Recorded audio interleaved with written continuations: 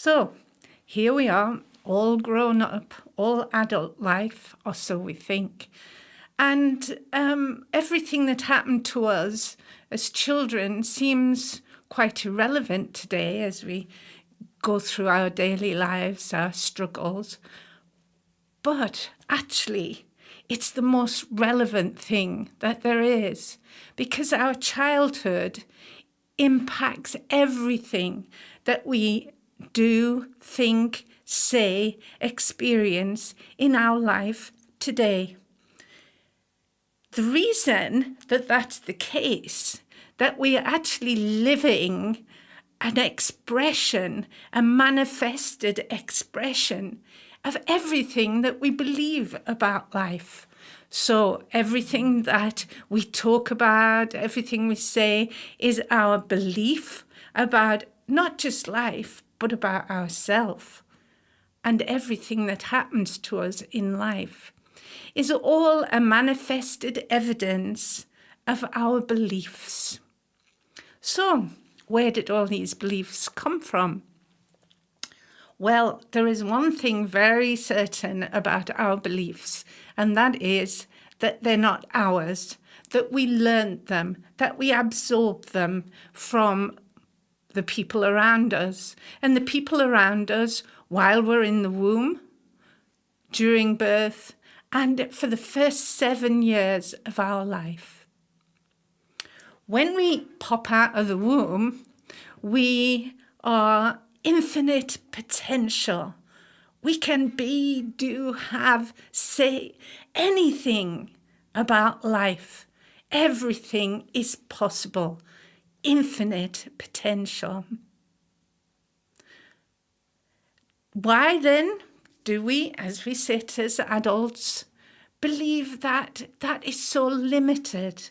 Why do we believe in a limited potential about ourselves, what we can do, what we can create, who we are in relation to our life experiences, who we are in relation to the people who are in our life? During those first 7 years of our life, our brain is like a sponge. It's absorbing everything that is happening around us.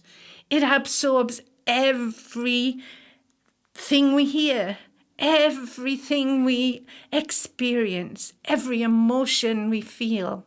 Our brain is in a dreamlike state, studies have shown.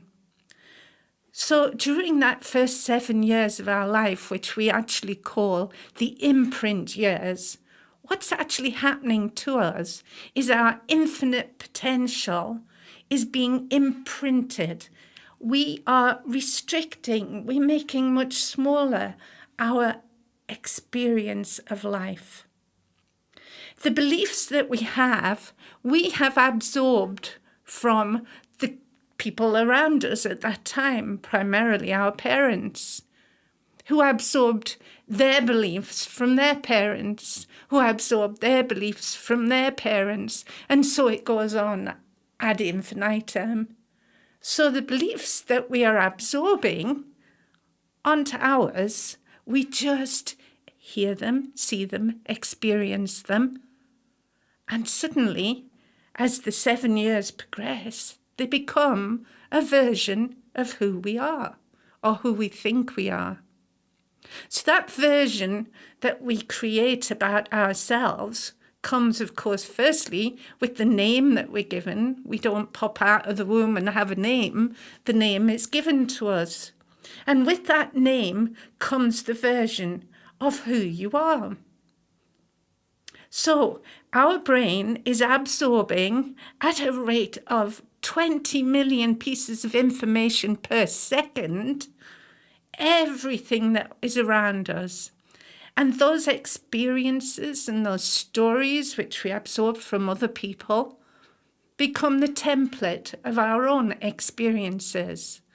So that what we are living all day, every day, is the evidence, the manifested evidence of what you now believe.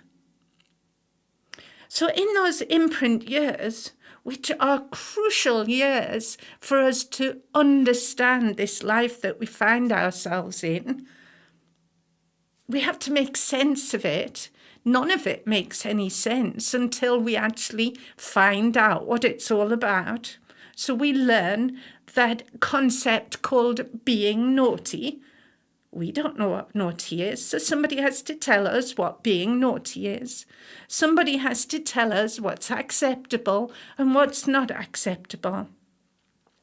So onto our hard drive, our unconscious mind, is going every thought, every emotion, every experience, every accolade that you hear, every harsh word that you hear, every bodily gesture, every posture, every stance, every sight, every sound, every taste, every smell, every movement at a rate of 20 million pieces of information per second.